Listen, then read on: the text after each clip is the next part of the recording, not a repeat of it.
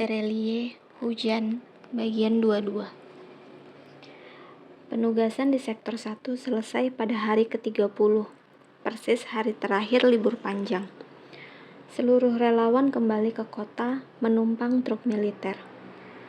Perjalanan 9 jam, satu kali berhenti di posko transit, lalu pindah ke kereta cepat. Mereka tiba di kota dini hari pukul 2, menumpang bus kota rute 12. Tiba di asrama sekolah, mereka melemparkan ransel sembarangan tanpa melepas sepatu. Lail dan Maryam merebahkan diri di atas kasur, tertidur. Tahun kedua di sekolah keperawatan telah menunggu. Paceklik bahan pangan di kota mereka juga telah menunggu, semakin serius. Antrian di toko-toko mengular panjang, harga bahan pangan selangit, stok amat terbatas. Marinir harus turun tangan menjaga gudang-gudang bahan pangan. Sebagian besar penduduk kota kesulitan memenuhi kebutuhan pokok. Lokasi pengungsian belum diumumkan, tapi tempat-tempat pembagian makanan bagi penduduk yang tidak beruntung telah dibangun pemerintah. Beberapa minggu setelah kembali sekolah, Lail dan Maryam menyempatkan berkunjung ke panti sosial.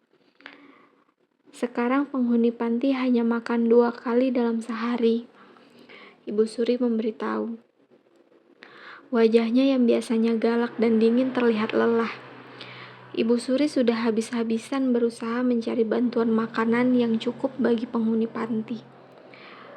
Jika situasi terus sama, 1 bulan lagi mereka mungkin akan makan sekali dalam sehari. Kami sudah membagi porsi makanan sekecil mungkin agar semua bisa makan. Lail dan Maryam menatap sedih anak-anak di ruang makan. Isi mangkuk mereka sedikit sekali, hanya air kaldu dan potongan kecil kentang atau jagung. Tidak ada sayur, apalagi daging. Di asrama sekolah keperawatan, situasinya masih lebih baik. Lail dan Maryam masih mendapat makan yang cukup. Bagaimana sekolah kalian? Ibu Suri berusaha mengalihkan percakapan, tersenyum. Baik, Bu, Maryam menjawab pelan. Nilai kalian bagus. Lail dan Maryam mengangguk. Ini kabar baik, meski sebenarnya susah membayangkan kalian berdua yang dulu suka melanggar peraturan ternyata bisa serius sekolah. Ibu Suri mencoba bergurau mendongak. Lail dan Maryam hampir 20 tahun, sudah lebih tinggi darinya. Salju turun semakin tebal. Tebalnya sekarang sudah 50 cm. Setiap hari ratusan mesin disebar ke seluruh kota untuk membersihkan jalanan. Tidak ada lagi jadwal ke toko kue. Seluruh toko di jalan kuliner tutup. Entahlah apa kabar ibu esok. Semoga dia baik-baik saja. Lail dan Maryam lebih sering menghabiskan waktu di asrama. Tidak ada yang tertarik jalan-jalan di luar dengan salju di mana-mana. Kecuali jika ada pekerjaan atau pelatihan di organisasi relawan. Organisasi itu membutuhkan banyak orang sekarang. Beberapa tempat yang sebelumnya masuk kategori sektor 6 atau mandiri, sekarang turun menjadi sektor 3-5 atau perlu bantuan. Apalagi yang sebelumnya sektor 1-2, kota-kota ini lebih dulu tumbang. Lail dan Maryam tidak bisa ikut ditugaskan. Mereka sekolah. Hanya bisa membantu dari markas. Apapun yang bisa dikerjakan di sana. Kondisi kita akan jauh lebih baik jika negara-negara subtropis yang situasinya sudah pulih bersedia mengirimkan puluhan kapal berisi bahan pangan. Salah satu relawan senior berkomentar dalam briefing di markas. Itu benar. Selama 3 tahun saat mereka dilanda musim dingin ekstrim, kota ini mengirimkan ribuan kapal bantuan. Sekarang, mereka memilih diam, hanya menonton. Yang lain menimpali. Mereka tidak akan peduli. Relawan senior lainnya ikut berdiskusi. Setahun lalu, saat mereka meminta persetujuan intervensi lapisan stratosfer, negara-negara tropis menolaknya. Dan situasi semakin rumit karena mereka juga tidak terima disalahkan begitu saja atas bergesernya iklim ekstrim ke ekuator. Argumen mereka selalu sama dalam setiap pertemuan. Jika kita ingin bebas dari suhu ekstrim, ikuti saja cara mereka. Kalau aku yang memutuskannya, aku sudah mengirim pesawat ulang-alik sekarang juga. Maryam ikut berkomentar. Komentar yang sama dari Maryam beberapa bulan terakhir. Sebagian besar peserta briefing mengangguk setuju. Hanya sedikit relawan di ruang briefing yang menggeleng. Lail hanya diam memperhatikan. Dalam suasana paceklik yang semakin mengenaskan, jumlah penduduk yang meminta agar pesawat ulang-alik berisi anti-gas sulfur dioksida dikirim ke angkasa semakin banyak. Mereka tidak lagi peduli soal akibat jangka panjang dari intervensi itu. Mereka hanya peduli besok mereka makan apa. Sepulang dari markas organisasi relawan, Lail dan Maryam menyempatkan mampir di air mancur kota Central Park. Tidak ada siapa-siapa di sana. Air mancur itu tidak beroperasi, diselimuti salju tebal.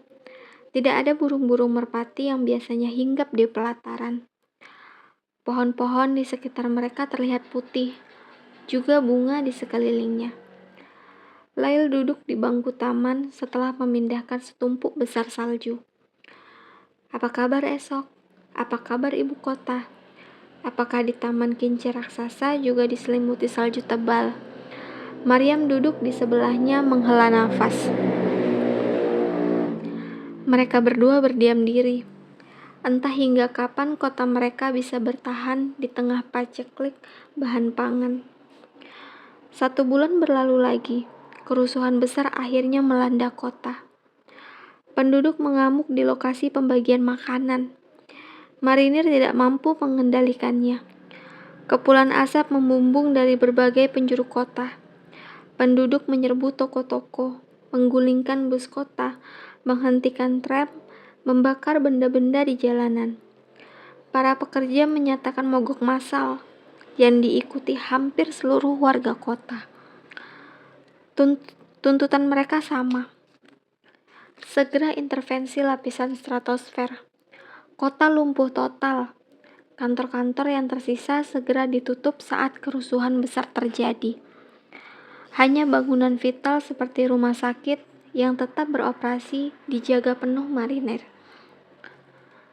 Saat kerusuhan itu, Lail dan Maryam baru pulang dari markas organisasi relawan.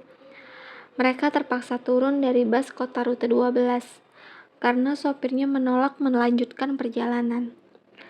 Mereka berjalan kaki 8 km menuju asrama. Itu bukan masalah serius bagi mereka, terhitung dekat, tapi menatap kota sepanjang perjalanan sangat menyedihkan.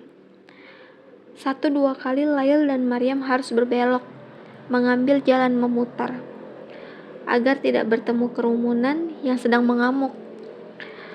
Demonstran bahkan mulai menyerbu rumah-rumah, mencari makanan yang masih tersisa di dapur, membuat anak-anak kecil menjerit ketakutan. Setiba di asrama, mereka baru tahu sekolah juga telah ditutup. Petugas sekolah ikut melakukan mogok. Teman-teman asrama berkumpul di ruang bersama, membaca pemberitahuan di papan pengumuman digital. Jika semua petugas mogok, lantas bagaimana dengan kebutuhan sehari-hari mereka? Lail dan Maryam saling tatap. Layar televisi di ruang bersama menyiarkan berita dari seluruh penjuru negeri. Kerusuhan itu meletus di mana-mana, hampir di semua kota. Pekerja kantor, layanan publik, pabrik sepakat mogok total hingga pemerintah meluncurkan pesawat ulang-alik. Kota ini tidak akan bertahan lagi dalam waktu 1-2 hari. Maryam merebahkan diri di ranjang. Lail diam. Apa susahnya mereka menyetujui intervensi lapisan stratosfer sebelum seluruh kota dibakar oleh warganya sendiri? Dasar pemimpin keras kepala. Maryam terlihat amat kesal. Lail diam. Dia tetap tidak sepakat dengan Maryam. Esok pernah bilang bahwa itu tindakan yang sangat berbahaya. Dia lebih mempercayai Esok daripada siapapun. Pemerintah pusat belum berani mengambil keputusan. mungkin karena universitas menolak mentah-mentah intervensi. Tapi dalam situasi yang sangat menyedihkan ini, apa yang bisa dilakukan pemerintah? Warga kelaparan, itu cukup sebagai alasan untuk semakin mengamuk besok pagi. Ultimatum telah dikeluarkan. Jika pemimpin negeri tetap diam, mereka akan menyerang kantor-kantor pemerintahan. Lelah setelah seharian beraktivitas di markas organisasi relawan, Lail dan Maryam jatuh tertidur selama beberapa jam kemudian. Dikagetkan oleh sorakan-sorakan kencang dari luar. "Ada apa?" Maryam menguap, matanya masih terpicing. Lail menggeleng, malas beranjak duduk di atas ranjang. Sorakan-sorakan itu semakin ramai. Apakah kerusuhan itu menjalar hingga sekolah mereka? Atau ada yang sedang berpesta di halaman asrama? Lail dan Maryam mengenakan pakaian tebal keluar dari kamar. Breaking news. Pemimpin negeri memutuskan mengirim 12 pesawat ulang-alik ke lapisan stratosfer. Seluruh penduduk kota menari-nari riang mendengar pengumuman itu. Seluruh negeri malam itu tertawa senang, mengadakan perayaan, hanya untuk menyadari setahun kemudian, mereka memang persis seperti virus. Mereka sedang merusak diri sendiri, saling menghancurkan, dan menuju kepunahan. Sepanjang pagi, televisi menyiarkan berita, siaran langsung dari pusat antariksa ibu kota, ketika 12 pesawat ulang-alik berbaris di landasan pacu. Dengan pengumuman tadi malam dari pemimpin negeri yang diikuti oleh belasan negara tropis lainnya, maka resmi sudah seluruh negara melakukan intervensi. Apa komentar Anda? Pembawa acara yang amat dikenal Lail terlihat di layar kaca. No comment. Narasumber yang juga amat dikenali Lail menjawab singkat. Tapi Anda pernah bilang tindakan ini amat sangat bodoh. Maka seluruh negara sepertinya sudah amat sangat bodoh jika mengacu versi Anda. No comment.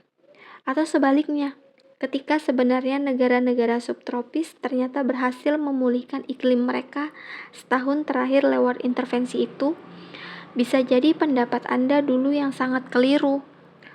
No comment. Narasumber itu tetap menjawab tidak peduli. Lail menatap layar televisi lamat-lamat. Sebenarnya itu percakapan yang amat ganjil. Narasumber terlihat sangat jengkel, membuatnya tidak menjawab satupun pertanyaan dari pembawa acara, kecuali no comment.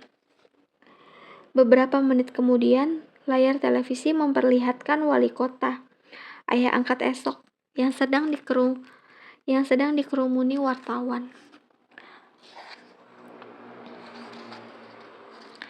Secara pribadi, saya tidak sependapat dengan intervensi. Saya tidak paham dengan teknologi. Saya hanya politisi. Tapi di keluarga kami, ada seorang ilmuwan yang saya pikir lebih pintar dibanding siapapun. Dia berpendapat tindakan intervensi mungkin baik dalam jangka pendek, tapi buruk untuk jangka panjang. Itu pendapat dari seorang ahli. Saya mempercayainya. Lail tahu siapa yang dimaksudkan wali kota. Tapi itu bukan keputusan saya. Itu keputusan pemimpin negeri. Dalam skala tertentu, keputusan itu lebih karena alasan politis. Menghentikan kerusuhan, mogok total, yang jika dibiarkan, itu akan lebih dulu menghancurkan kita sebelum salju melakukannya. Sekali keputusan telah dibuat, maka tidak ada lagi yang bisa dilakukan untuk mencegahnya. Saya menghimbau agar penduduk tetap tertib, menunggu di rumah masing-masing. Semoga pesawat ulang-alik itu membawa kabar baik. Kita tidak akan memperbaiki apapun dengan keributan. Ruang bersama asrama dipenuhi tepuk tangan saat layar televisi pindah menyiarkan secara langsung detik-detik pesawat ulang-alik melesat di landasan pacu, terbang menuju angkasa. Satu persatu pesawat membumbung tinggi membawa antigas sulfur dioksida. Lail berdiri, meninggalkan ruang bersama, melangkah di lorong-lorong kamar. Dia tidak tertarik melanjutkan menonton prosesi itu. Apa kabar esok saat ini? Lail menatap dinding lorong asrama yang berwarna krim. Di tengah kesibukannya di laboratorium mesin, apakah esok tahu bahwa pesawat ulang-alik telah diluncurkan? Dan yang lebih penting lagi, apakah esok tahu bahwa Lail selalu memikirkannya, dimanapun, kapanpun. Sampai jumpa di bab selanjutnya. Jangan lupa like, komen, dan subscribe. Terima kasih.